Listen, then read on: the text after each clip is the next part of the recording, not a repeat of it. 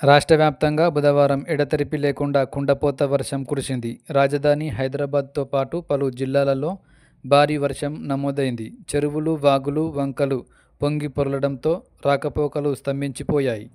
పల్లె, పట్టణం తేడా లేకుండా చాలా చోట్ల రోడ్లు, కాలనీలపై వరద నీరు చేరడంతో జనజీవనం అతలకుతలమైంది. ప్రధానంగా ఉమ్మడి ఆదిలాబాద్ జిల్లాలలో మంగళవారం అర్ధరాత్రి నుంచి బుధవారం ఉదయం వరకు జోరు వాన కురిసింది.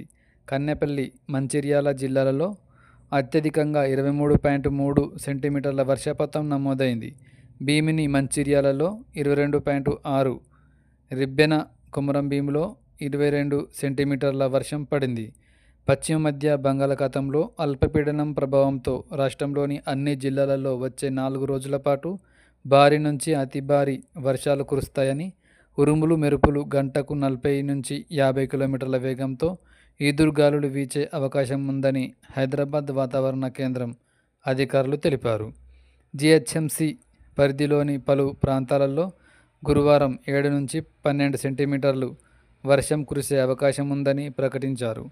ఉత్తర తెలంగాణలో 17వ తేదీన వర్షపాతం అధికంగా ఉండే అవకాశం ఉందని వెల్లడించారు.